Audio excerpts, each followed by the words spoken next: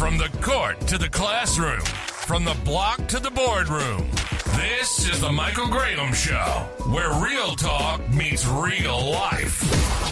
Join Michael Graham as he breaks down the big issues: youth development, community programs, housing, jobs, and the challenges that shape us all. Loud, funny, real. The voices of experience from athletes, educators, advocates, and everyday warriors are all right here. This is where community comes to talk. This is the Michael Graham Show.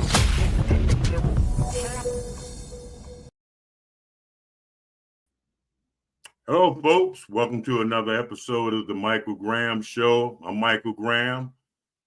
Tonight, we got a great show for you all. We're going into the community, to one of the best foot soldiers in the DMV.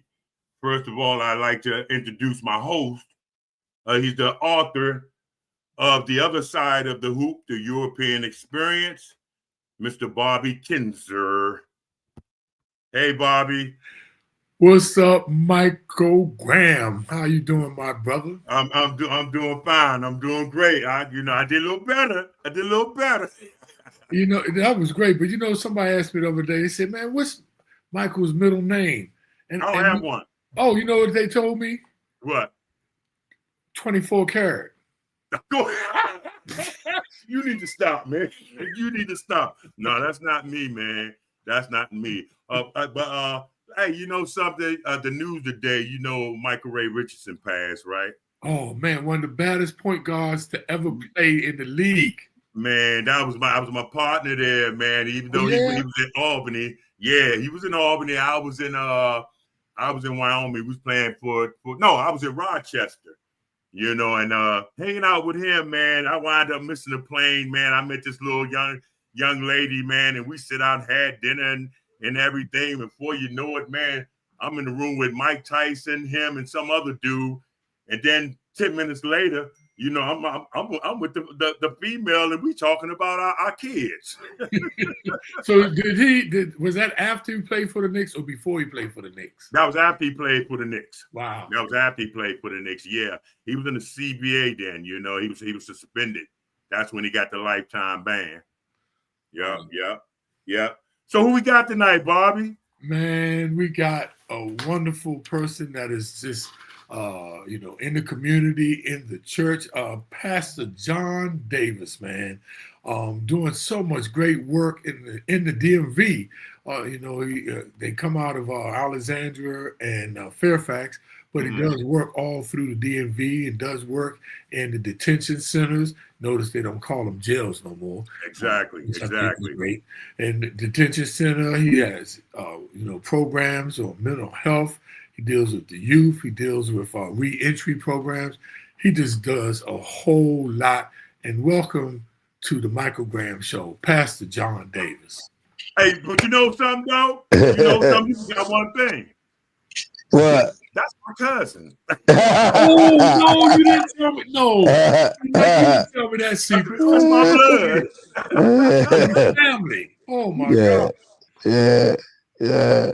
Hey, but look, I got to say it straight off the break. I still call them jails, buddy. I call them jails. Get our people out these jails. We got to shut these jails down. Exactly. Right. Yeah, that's the thing. It seemed like they built it more. Now they got one down in Florida. What is it? Alligator Island or something? Woo! Yeah. Man. They getting treacherous, man. They getting treacherous, and they putting our folks in there. The brown folks in there. So I mean, out of all the countries in the world, we have the largest incarceration of people, period, especially the blacks. But the largest incarceration of any of them, I think that's absurd. But anyway, we're going to talk about some of that stuff. But but I got to plug it in because one of my close friends, a good ally, a white guy, older white guy, me and him met when we wasn't we wasn't doing everything the right way. We was doing a lot of bad stuff. But we became close and we both turned our life around. And one day he asked me, he said, "John, who do you think they building these jails for?"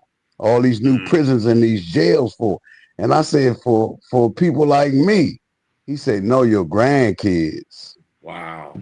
Oh, even worse. Woo! I still feel that. Sure. I still feel, because if I don't change something, they're gonna follow right behind everything we've been doing, and that's the norm for us as people. And so we gotta change it. That you said that, Pastor Davis, that you say that the grandkids. This is what really gets me, because I'm all for helping the youth, and that's what everybody focus on, the youth, because they are our future. But what I found out, I focus on teaching financial literacy to all ages, but there's a lost generation in those 50s and even 60-year-olds, because that's why the kids are being jacked up. And a lot of people forget about, and not even, I can go down as much as 40-year-olds that really need help and that are also lost, but we tend to forget about them and want to focus on the youth. But the reason why the youth are jacked up is because of the adults. Yeah. I do a lot of work in senior citizen buildings, and I'm telling y'all, it's not seniors in the building. It's a lot of people with mental health problems, physical health problems, some as early as 30s and 40s. But more than anything else is what you just said. A lot of loss. It's a lot of, I'm telling you, a lot of waste, a lot of like degradation, a lot of people. That's what got me into domestic violence, because I realized domestic violence wasn't just a spouse whipping a spouse, but it's also your kids treating you the way that your kids treat you is a domestic violence situation. We stopped being in control of our kids a long time ago. Mike know our aunts and grandmothers and mothers used to sit on the porch, and when they flick that light, we know it's time to come in the house. Or we're gonna get that orange contract or upside our backside. But now, how about this, John? How about this? We used to have to go out the yard and get the switch, didn't we? Oh, go get it, boy, go get it, and don't bring no little one back. Hey, I'm telling you, Mike. But since you brought that up, family thing, you from Washington, D.C. Yes, Southeast. And look, and before I can go any further, because the reason why I keep getting close, because I'm trying to look. Do you have a daggone patchy towel on the handkerchief? No. I got a sweat hoodie on. Oh, I thought you had that player with the old, handkerchief. Nah, I got a sweat hoodie on. And the little thing that you tied up with is a museum sweat hoodie. Oh, okay. Yeah, I see you looking though, like, is he playing for us tonight or what? I played before. What was it like growing up for you in DC? Man, I'm telling you right now, and I hope Mike and my other cousin Kenneth Archie and us eventually get together and sit down and really put together what I know we need to. We had a lovely child. It was hard early on to realize that we were poor because we loved each other that much. We stayed with each other. We helped each other. We made sure each other made it. It's when we started veering off that we got in trouble. They talk about the animal planet. When you look at the animal planet, the animals on the TV, when them animals in a herd, don't nobody bother them. But when one of them spring away, that's what happened to Mike. That's what happened to me. We sprung away. Once we spring away from our tribe, from our herd, we get tore out the frame, man. Yeah, that's what happened. Yes, that's it. We was protected in our fold. Our family loved us. We loved each other. Right. So now you went to Eastern High School? Yeah, I went to Eastern High School. I went to Woodson Junior High. Oh, okay. And I got my GED.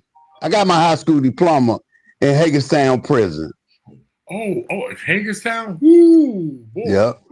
Ooh, boy. So you did time? You did time? I did time. How much time did you do? When Mike was a superstar, I was doing time. Hey, look, I was sentenced to a 20-year term, but I did 5 years on it and 5 years probation. So I ended up doing half of it. and I never wanted to go back. That's why I know you don't have to go back. Right. Exactly.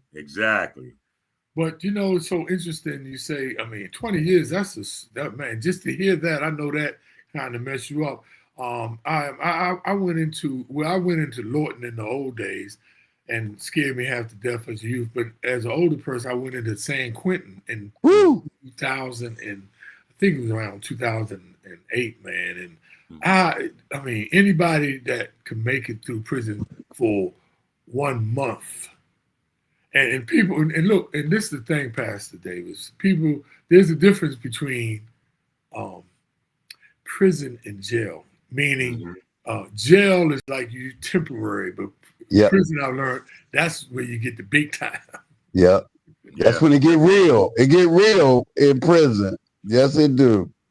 Right. So it's talk a little bit about that, man. How did you make it through that? Well, at the time, I was an athlete myself. I used to be into boxing. I boxed with number 11. I was one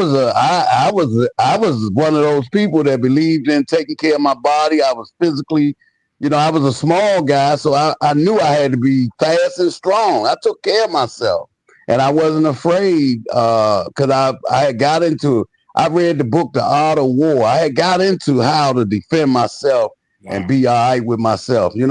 I contribute that now to even in my belief system now.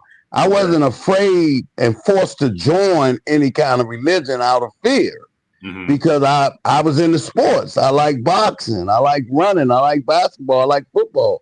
And that's one thing that's prevalent in jails and prisons too, sports. Yeah. If you good at sports, people going to like you. They're going to make sure you all right too, if you good at it. I noticed when one year I went to Lawton with a guy, Joe Carr. Oh yeah. He took a team down into Lawton to play those guys, man. We played those guys, and those guys could play. They were athletic, Yeah.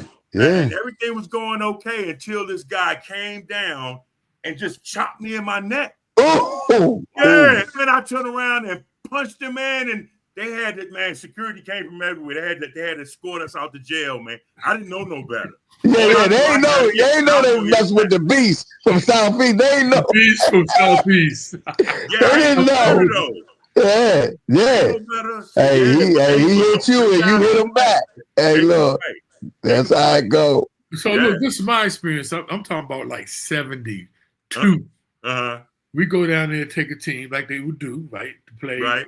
A local team. It was rites of passage too, because I grew up on Upshur Playground on 14th and Upshur, right?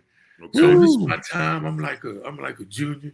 We go down in the Lawton, man, and when they shut them bars and I heard that sound, I'm like, oh my Lord, I'm up in this joint. So look, back in the day, we used to have these skull caps, right? You roll them up, the knit cap. Yeah. But when I came up, everybody would break them down. Like I had mine like a Robin Hood. Some people so I had my joint like a Robin Hood hat, right?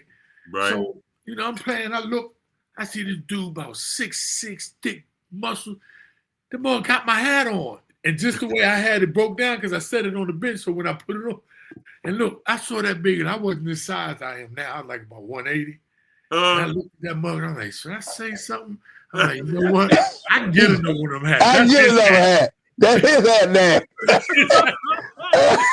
Plus, I'm going home. He need it. I'm going home. He needed more than me. And I didn't want to say nothing because then the guys would have said, say something. Don't act like no punk. So I'm like, you know what? That's his hat. That's my secret. I'm taking that home with me. That's secret. Lost my hat.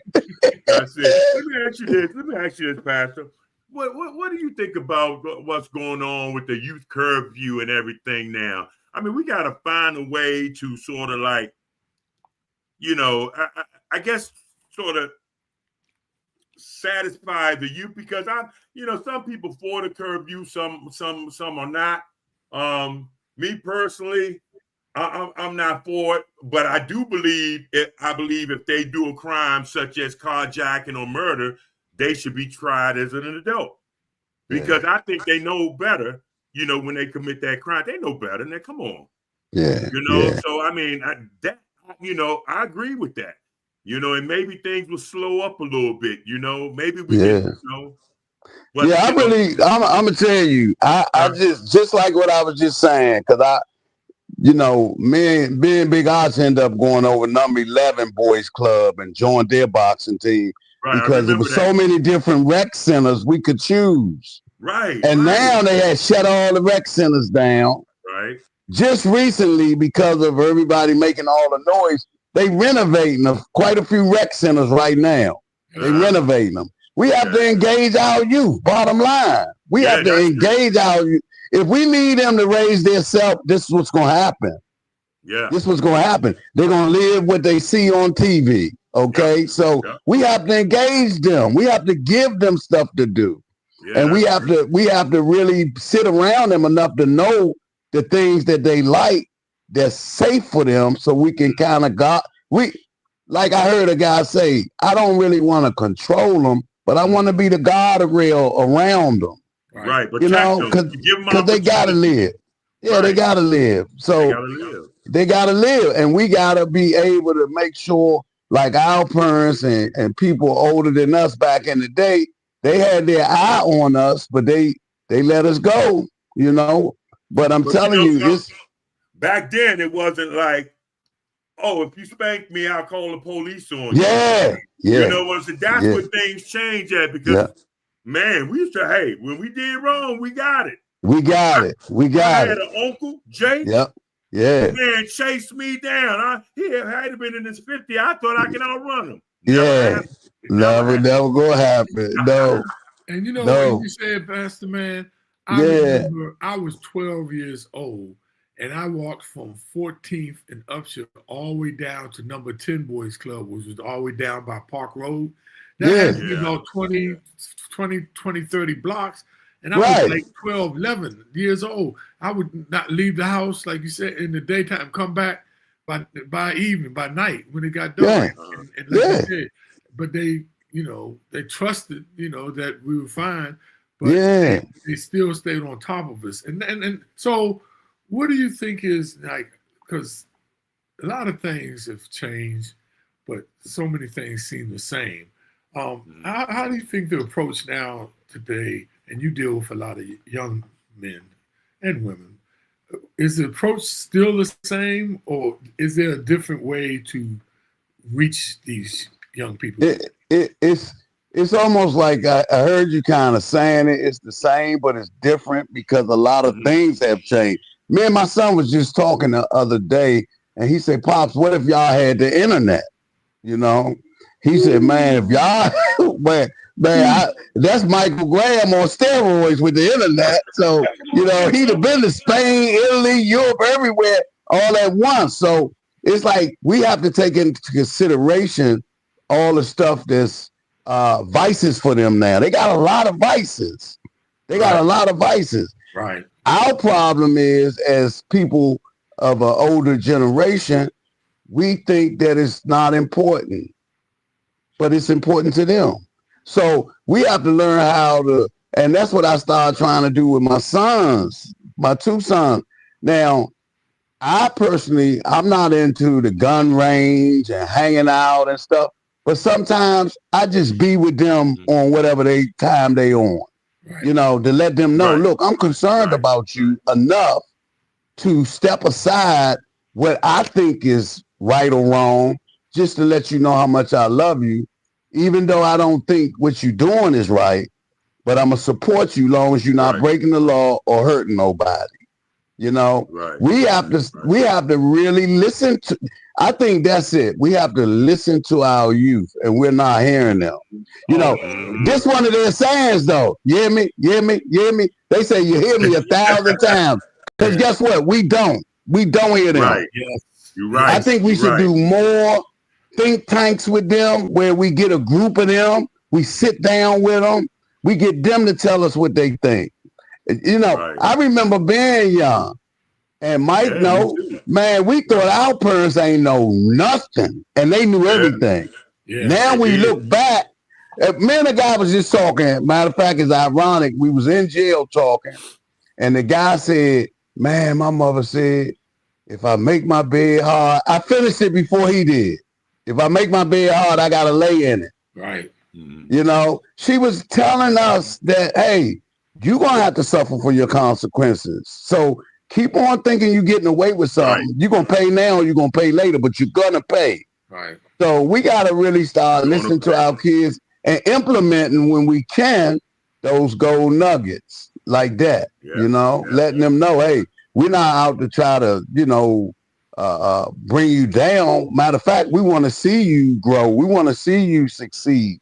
But this to hit, some of the things that you're doing is not going to produce any positive results, you know. And the reason why I know, because it's our lived experience. We lived this.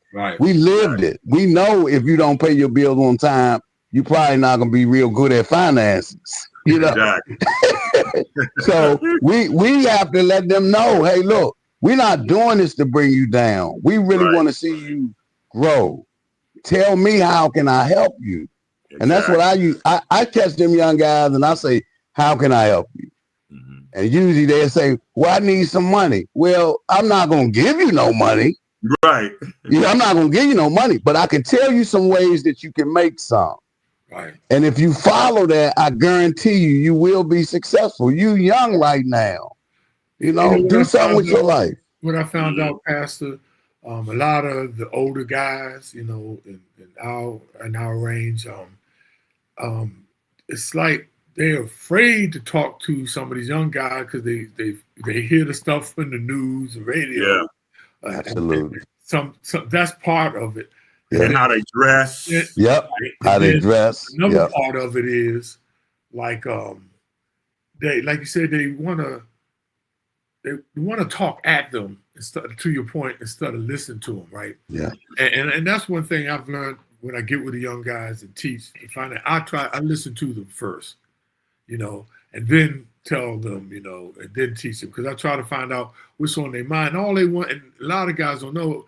I'm finding out a lot of these young guys want to listen to an older guy, believe it or not. But older guys think that they don't. And one example in the men's Bible study at our church, they had some young guys come and he said, you know, open your Bibles to, you know, scripture, so and so, right? And, you know, the young guys didn't, you know, respond quickly. And he's like, you know, hey, you know, won't y'all didn't bring no Bible? And they're like, we got our phone, you know? Like, and they were kind of getting on them at first. I'm like, that's why they don't come. There you go. You know, they need to pull up their pants. They're not doing nothing. And I'm like, man, we got to be better at reaching them. Exactly. You know? One other question, Pastor. The thing that I see, and I'd like to know from your perspective, the young men today, different than the girls, believe it or not, seem to have no vision, no goals. Like you said, nothing to strive for. How do you deal with that?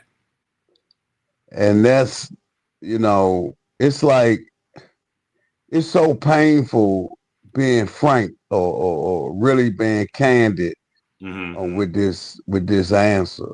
If I'm looking back and I ain't seeing nothing, I don't want to look back. I don't want no old head telling me what to do that's not doing anything themselves. Exactly. I don't need you to tell me what to do and you didn't do it. Right.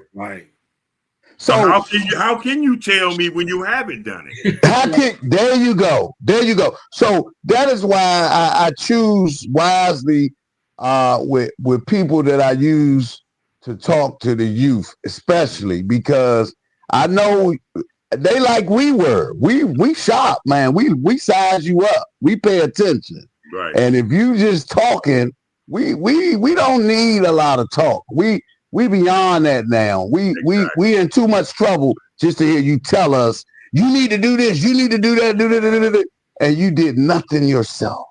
You did nothing. So the key is, before you start telling them, put yourself in a position that you can tell them how to do it. Right.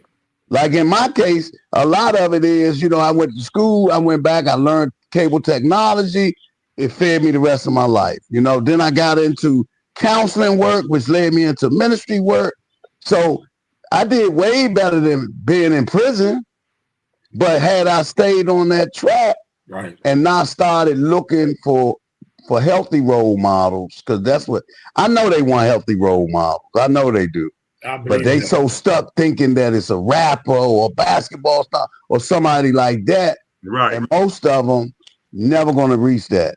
Exactly. But they can still be a school principal or a director, or they can still do some great things in life. Yeah. They still have opportunity, and some of them will reach those other goals. Yeah. But a lot of them get so caught up, and that's where the drugs come in, because now they start feeding themselves something to get out of their reality. Right. Like that's the worst thing. Nothing to strive for, But one thing I've learned in teaching is different from when we grew up, right? To your point, the old way of teaching was a lot of older teachers telling them what not to do. Right. And they kind of shut down. Or remember how you used to coach, oh, you ain't going to be nothing, you low down. And I found out they shut down. Yep. But what I found out, if you tell them what to do instead of not what you're not doing, they respond a lot better. Yes, they do. But a lot of people would like to say they really haven't done much, so they can't tell them what to do. But so they end up telling them what not to do. Yeah. But I don't know. How do you feel about that? The different teaching. That's it. I mean, I even remember in my situation, I still can remember it. It was like when you yelled at me and you degraded me and you talked down to me, I shut you out. I cut you off. Even though I'm in front of you, I stopped listening because I'm already feeling bad enough about myself. I don't need you constantly downing me. Now, if you ain't coming to me to say, look, man, tomorrow I'm going to take you down here. I heard they got jobs, they got classes, you can get a trade, you can get yourself a trade, and you can do something different with your life. You need to get from this environment you in.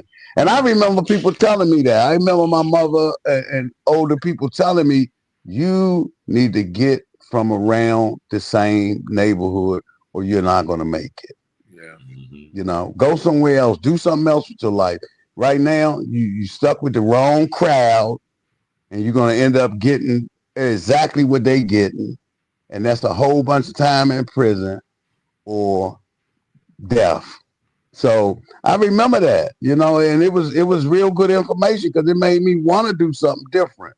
Right. I remember somebody gave me a Washington Post, said checking for jobs. They was giving me the Washington Post every Sunday to check for jobs and check for programs and check for classes. And that's where I found Orion Business School. And I started taking a class in telecommunications. Changed my whole life. So changed my whole life. On the upside, right? On the positive side, share with us a lot of the programs that you're doing to help. A lot of the programs that I'm doing to help right now. I just became a Lovemore master life coach. That's something that I do. And I've been working with them with the Peace Academy, helping, guys that's credible messengers and violent interrupters and stuff like that. And I also go into jail 3 times a week, once for anger management, once for life coaching, and once for substance use disorder. I also am on the advisory board with Child and Family Services. And over the last 4 years, we developed what's called the 211 Warm Line, which families in the district can call and get financial help. I'm just going to put it right out there. I ain't even going to shortchange it. You can call and get financial help, the 211 Warm Line. They will help you with a lot of other stuff too. But if it's really finance that you need, if you can prove that to them and it's something that they can help you with, they're going to do it right on the spot. So, matter of fact, I just came back from Myrtle Beach with them, and we met with people from all over the world. We got funded through the Doris Duke Foundation. She sold a lot of money into it. The Casey Foundation sold a lot of money into it. And it's like we really believe in helping families. We want to go from surviving We want our families and communities to go from surviving to thriving. Most of us don't know nothing about thriving. Right. We've been putting out fires all our life. Yeah. All we do is wait for the next event. You know, we catch up one problem, then we wait for the next one. Then we catch up. We don't know what it's like to just sit back and say, whatever's coming, I got it. You know, Right. I'm good. So we've been trying to teach that in a lot of different ways, not just by handing out money or handing out, tokens. We've been trying to really get it as a mindset that we can really, if we join together and we help each other, we can really do anything we want. But that 211 number, is that just in DC? It's just in DC. That's a district thing. Yep. That's just in DC. But yeah, and I'm going to do something tomorrow with East of the River. I do partnerships with people like them. I do partnerships with Howard University. I just spoke at a summit they had for peers. I'm also a peer. And I also do a lot with the health department in the district concerning all the fentanyl overdoses. That kind of sent me in a upward spiral, really fighting for our people, because I found out that a lot of us was dying from fentanyl and we didn't even know what it really was. We was just trying to escape the misery that we was living in, and we end up taking something that we don't know. We think it's just a Percocet or Oxycontin, and it's really fentanyl, and we losing our lives. So I do a lot with the health department. Me and a couple of the people that work with them, we go around trying to reverse overdoses and educate people about this fentanyl stuff. Mm-hmm. So that's let me ask you about the seniors in DC. I noticed that, they sort of like need some help too, because I met a lot of seniors in DC, man. They trying to choose, between food and medicine. And now you look at, the food stamps are cut off for now, and, it's sort of hard. So, I mean. Yeah, that's another thing. We do wellness. We do a wellness program with seniors, mental health and mental wellness. We've been in Greenleaf, down Southwest. Tomorrow, matter of fact, I'm doing some advocacy work with a senior on B Street over in Southeast, because she's working to get more services in her building. People promise you the world, but when the time comes, they don't show up. So I've been kind of working with her, because some of the seniors can't even get haircuts, because just like what you say, they got to choose between eating and their medication. So they're not going to get a haircut. So the least some of us can do, like me, I can find a way to get resources to get them some haircuts. So I'm going to work with her tomorrow on a few things like that. I do a lot of that too. Even out here in Virginia, I was doing a couple of times a month, going to the rec centers, meeting with the seniors. I believe in that. I believe, and my son teaches me this: the seniors got the secret to life. Yes. And the reason why we know, because they still live it, first of all, but we shut them down as youth, and we make them afraid to say something. We got to find a way to get the seniors back with the youth, because they go to remedy to life right there. They go to secret to life. Get the seniors. Me and my son came up with a term, secret seniors, because we got so many seniors keeping everything a secret. So we got to get them enough boldness to tell us what's really going on and how did they get to where they at in life, because our young people not making it. They're not making it. They're not. That's the difference when when I was coming up, when you played down the playground, right? Mm-hmm. Yeah. You were playing, even in junior high and high school, I was playing with fathers and grandfathers that were still ball. Yeah. And afterwards, they would sit down on the bench, they would drink beer, they wouldn't give me none. Right. And they would be talking about that conversation that you need to hear. Yeah. But now with AAU, you don't never have that chance to play with your son unless you're in the backyard. But that was something that was really missing, that I thought was really important, how we would play I would play with those adult guys, man. Yeah. They sit down and school you and, tell you different things, stay out the streets and keep your nose clean, stuff like that. And we don't have that kind of foundation anymore, or that connection to the older people, like you say. Right. Yeah, that's. I'm in a Georgetown class, and I thought about that when me and Mike talked earlier. I'm in a Georgetown class. It's infant and early childhood development, and it's talking about the importance of engaging your children, Right. even from day one. You ain't got to do goo goo gaga gaga goo goo. No. No. Say A, B, C, D, E, F, G. 1, 2, 3. Talk to them like they already understand it, because guess what they do? Yep. And the more you talk to them and stop treating them like they're a baby, like they don't understand nothing, you start putting them in that kind of situation, believing that they feeble and they can't do a lot. We've been studying this. You talk to your children at an early age as if they understand. Those the brightest kids. Yeah. And you know something? You're right, because my ex-wife used to read. Well, we both used to read to our daughter when she was carrying our daughter. Yeah. And man, my daughter's just like, man, my daughter's smart as hell. Yeah. You know that she heard it, man. She heard it, man. She heard it. Yeah, I'm studying that right now. I got matter of fact, I won a scholarship, and that's what it is, because I really know that our problem is a whole problem. It's not, see, we want to just grab a little kid and try to fix them, or grab the dad keep going, try to fix. No, we gotta get the family together, y'all. Multiple approaches. Yes, we really do. I worked for Sasha Bruce for years, and one of my things was home visits to see if we should let the child go back to the family. And I'm telling y'all, I've changed since then, because back then, as soon as I walk in your house, I said, nope.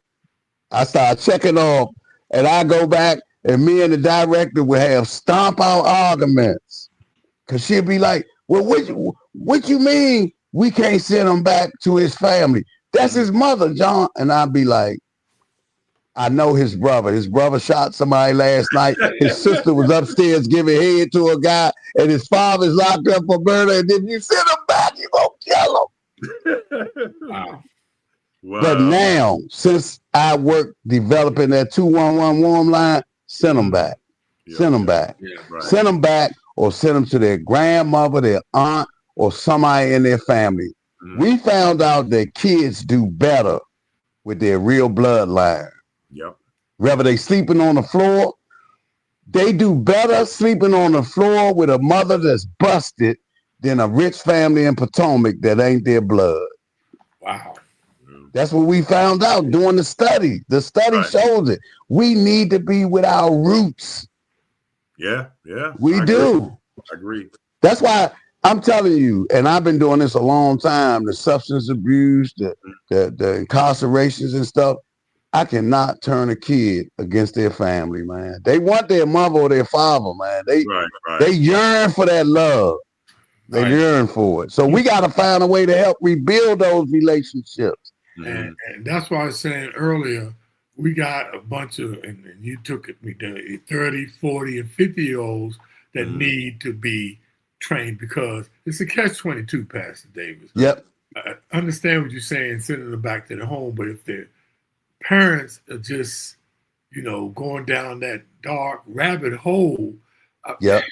And that's it right there. And we just had a real big meeting, and the lady from Doris Duke came, and she sung, and it was so powerful for me, because she reminded us just what you just was saying. Now, some kids, you just have to take them. Right. Some you just have to take. You have to take. But not because the family broke. Right. No, you don't take them because the family broke. But you take them if they've been molested, if they've been hurt or something like that, if they in danger, if they're in any kind of danger.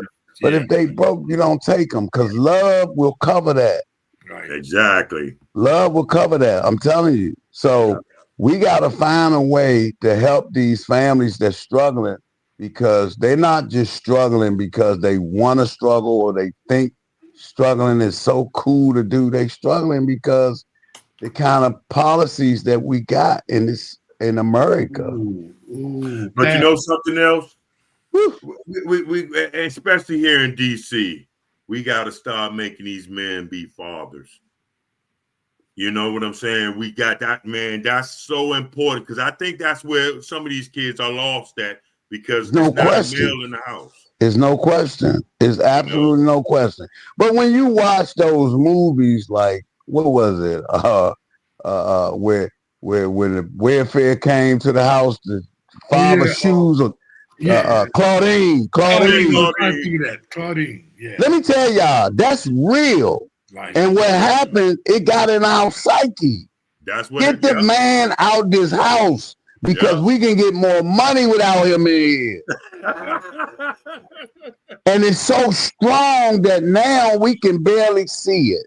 Right. It's been covered up so much we gotta get the men back. The men don't feel qualified to come back. A lot of times they feel like the family better off without me being there. Yeah. And it's sad, because we've been trained to feel like that and to think like that, and we gotta change that narrative. We need to get the fathers back, but we need to find a way to help them be successful so that they can feed their families. Jobs and education. And groups and stuff, and more programs and more shows like this that's centered on that. Because, man, I'm telling you, it's nothing worse than thinking it's about a nice car or some nice clothes, or, you know, going to some kind of show and playing big, and you got a son or a daughter at home that's suffering. Right. Yeah. And you made a statement a while ago about mindset, which is so important, right? And mindset is so important, because when I teach financial education, you know, most people always start with numbers, you know, savings, budgeting, credit, and investing. But I start now with mindset, and it's so important that we got to get people to have a mind shift. For instance, because I used to teach that in personal money management, I would say it's the person's fault, right? You need to be accountable. Right. You need to be responsible, right? It's you can't blame it on Mr. White Man. But then I saw this study that talked about the system. And I had to back off, because and guys were arguing with me, saying, yeah, people need to be responsible. They need to take responsibility.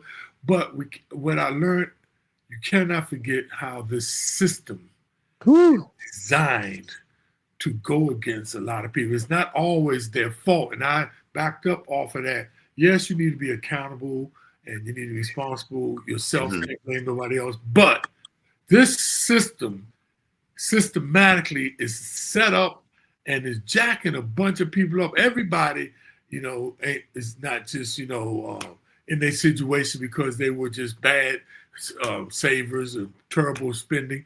And I really woke my eyes up, and we got to understand and teach this, that there are things out there like, you know, redlining and this, you know, all other kinds of systematic things.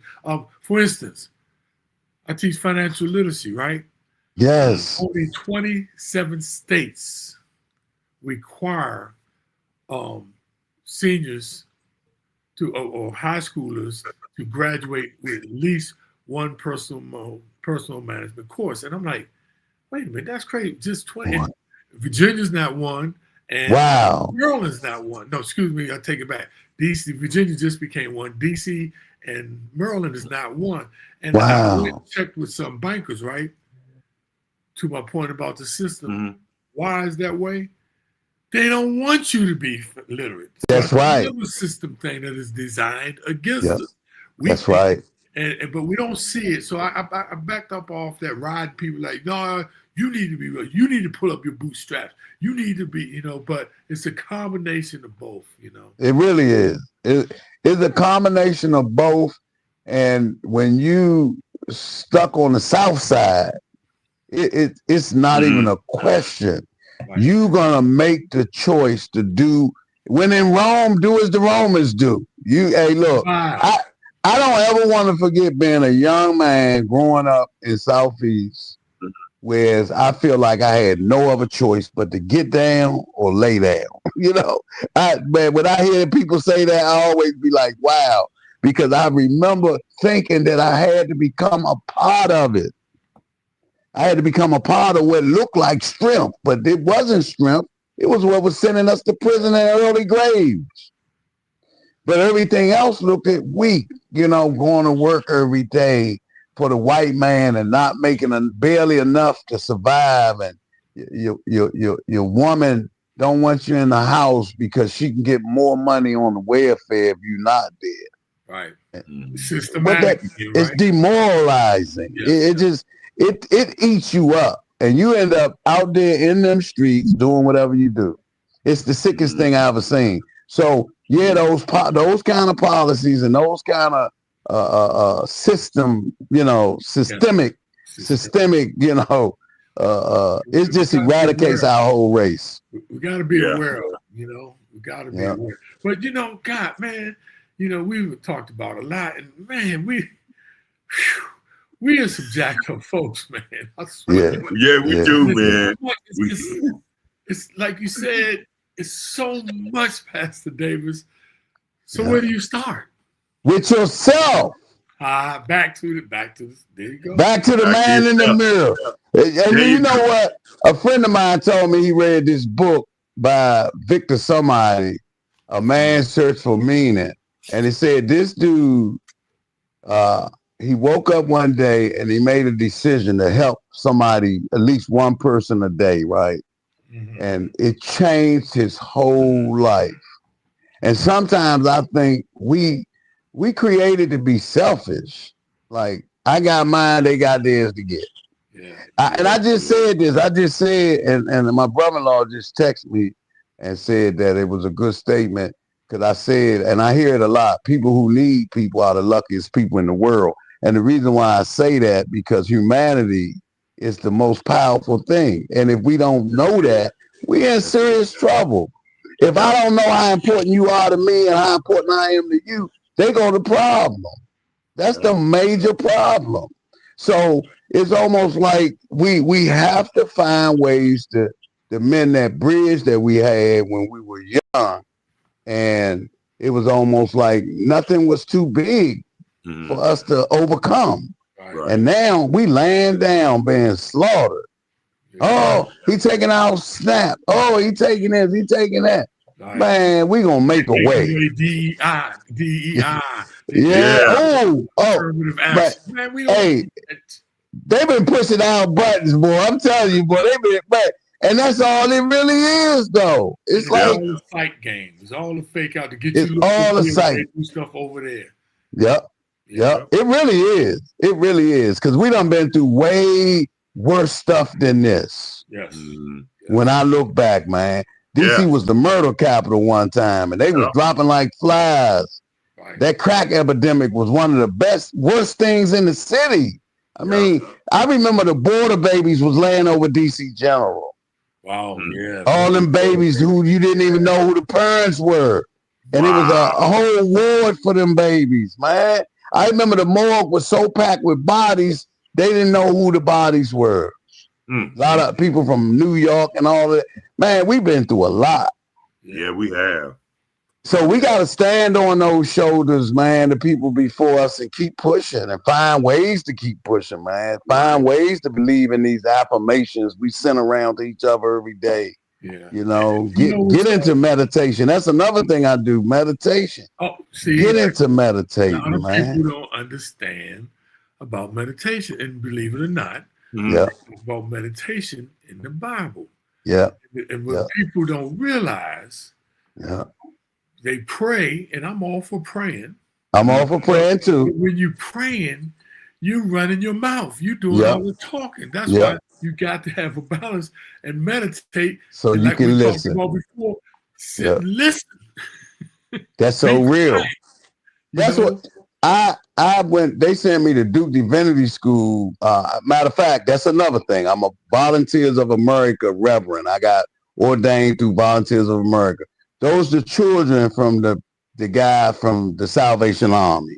I'm just cutting it in short because a lot of people don't know who they are, but they just as big as the Salvation Army. Right. But I got ordained through them. They sent me to Duke Divinity School, a school in California called Claremont Theology School. But one of the things that never left me was one of my assignments was to go around to all the different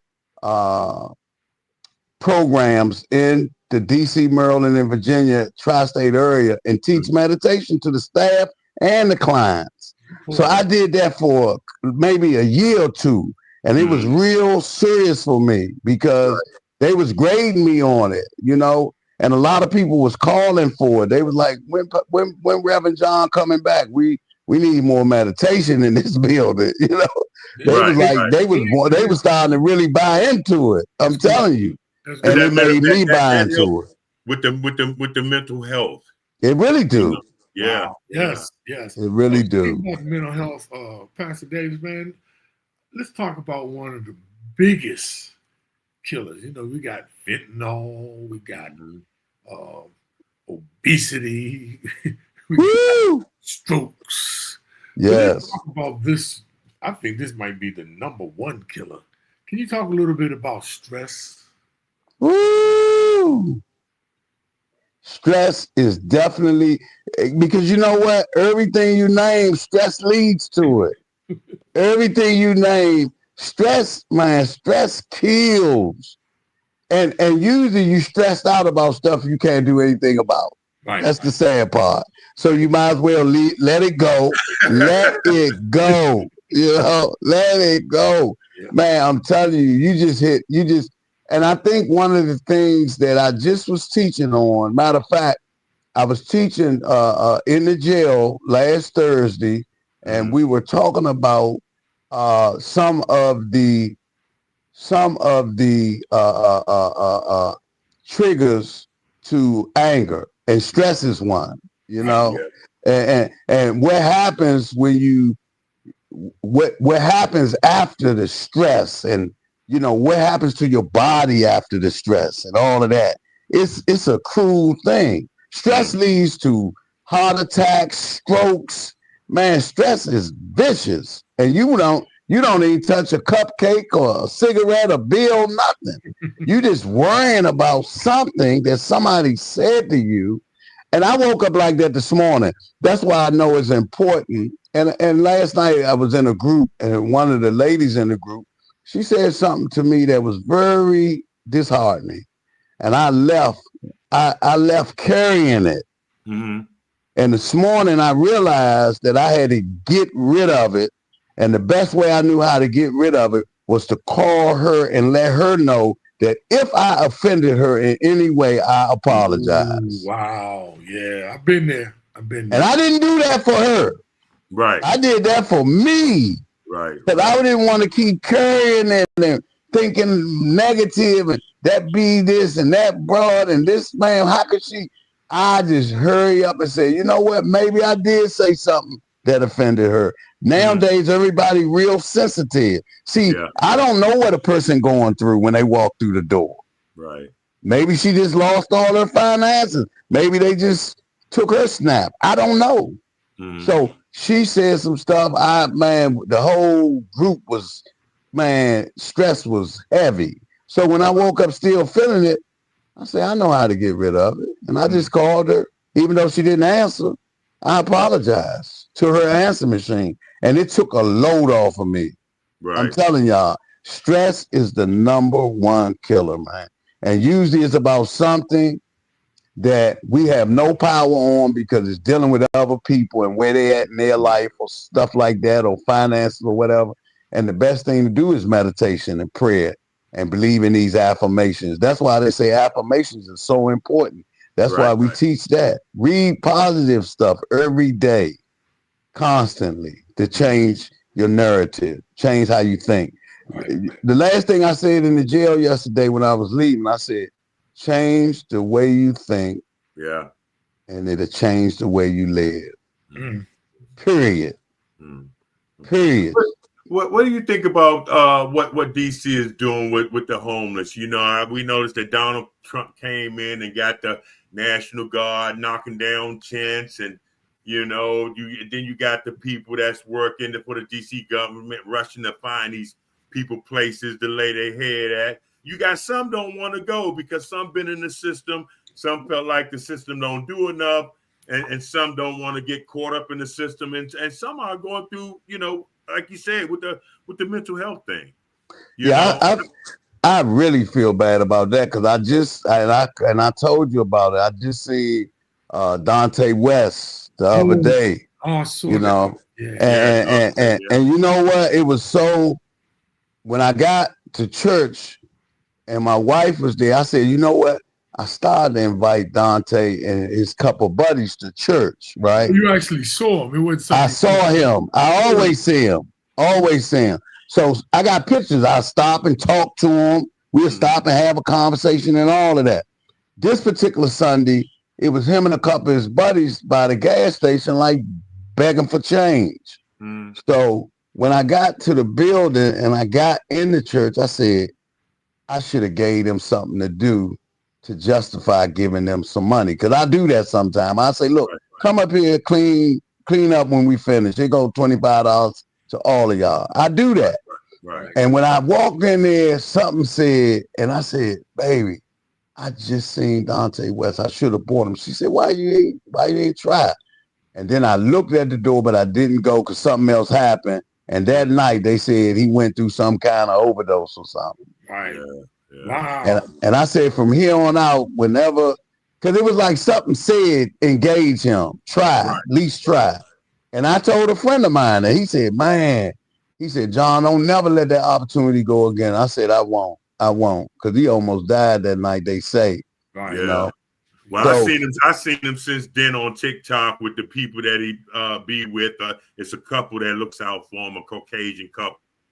yeah. And, you know, I guess they squashed the rumors, you know, about what happened and all. But that you can't because too many people seen it and they know it. Yeah, and they saying, man, it's so much, man, because they saying that the couple, but it's no telling.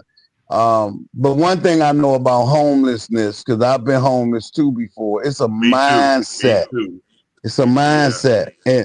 And once you get in that mindset, you're not going to take shelter because right now you're going through something. So you'll bounce around. So they can close everything down in DC. Guess what? We're going to see them in Maryland and Virginia. Then they shut everything down. They just push them other places. Like over there on Minnesota Avenue, they tore the wall down.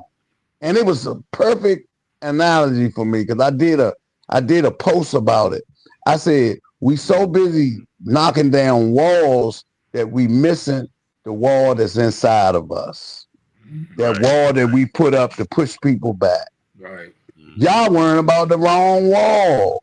We got hurting people out here on the streets, and you gonna knock down a wall to try to get rid of them. You know, they tore down a wall.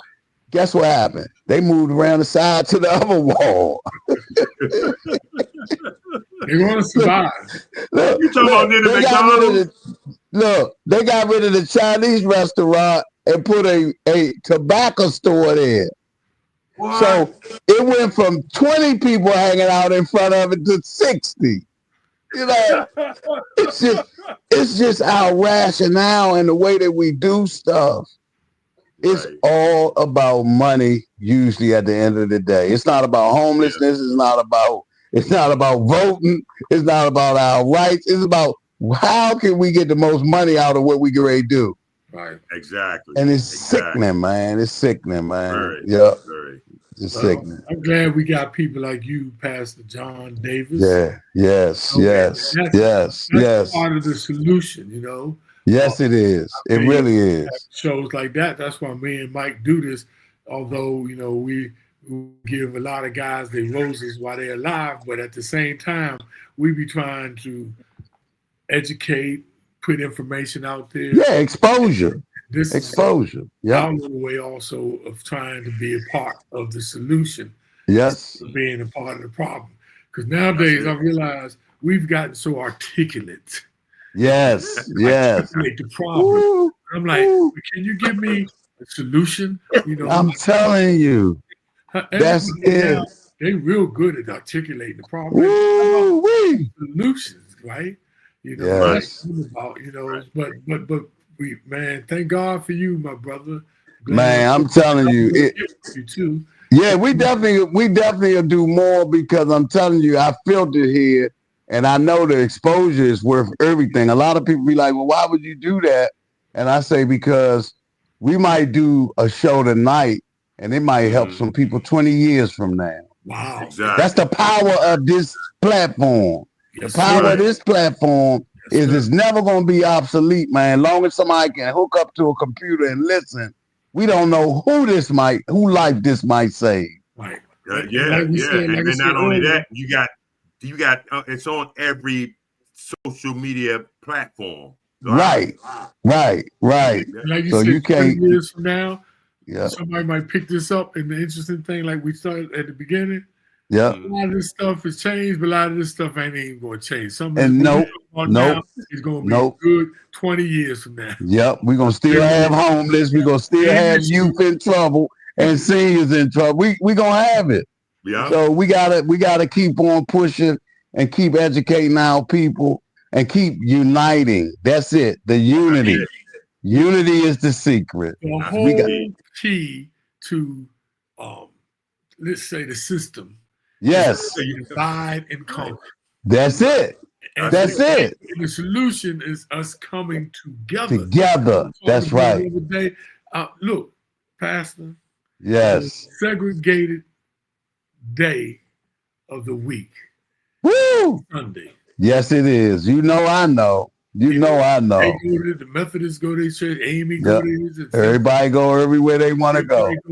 And they serious about staying apart. With these guys, you know, we met, and one guy was Buddhist, and the other, everybody else was Christians. And I studied Islam too, right? And the Buddhist guy was explaining. He said, "Well, we different, you know." He said, "We believe, you know, it's in you." I'm like, "Okay, that's what Christians believe." Yeah. In you, he ain't flying around floating like right, taxing like an airplane. It's in you.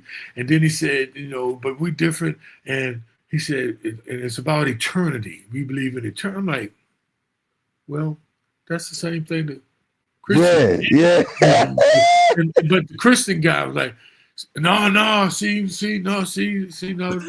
He's talking. That's not the same, Bob. I was like, he's just calling it and using different terms, but it's probably the same thing. And then the Buddhist guy, no, Bob, that's different. I'm sitting there.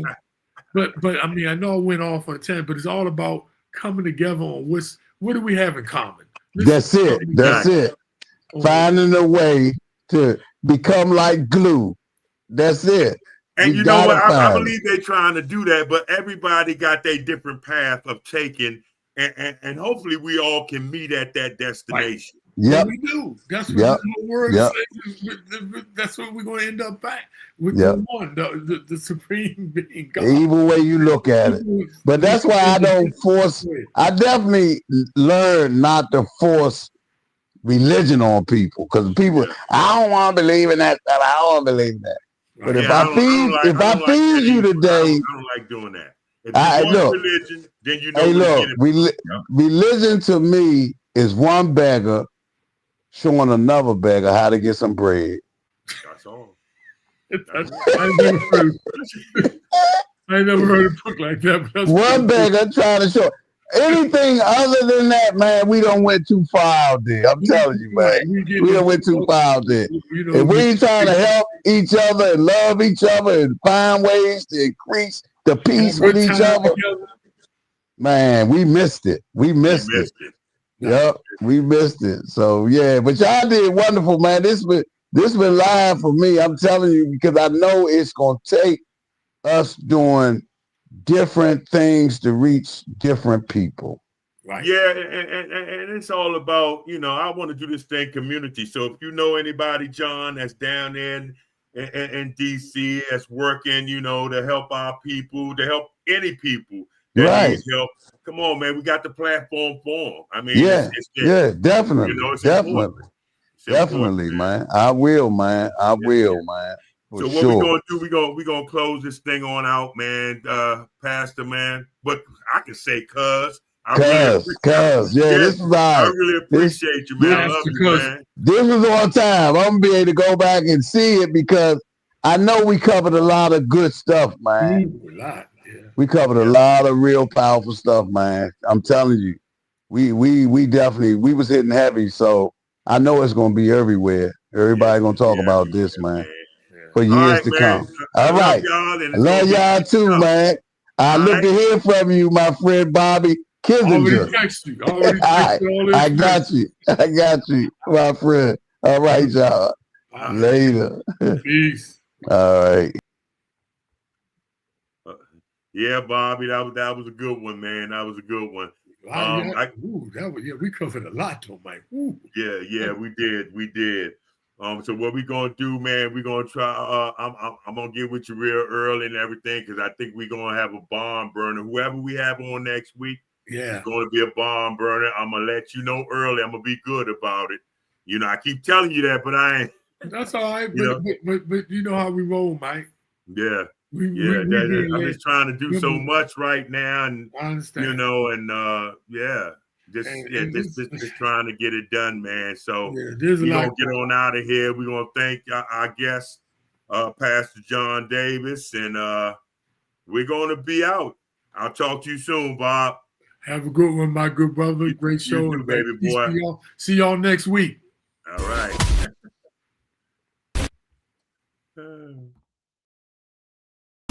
That's a wrap on this episode of The Michael Graham Show. Big thanks to our guests, and bigger thanks to you for listening. If it hit home, share it. If it made you think, talk about it. Because change starts with conversation. Catch Michael next time. Same truth, same energy, same mission. Till then, stay loud, stay real, and stay connected.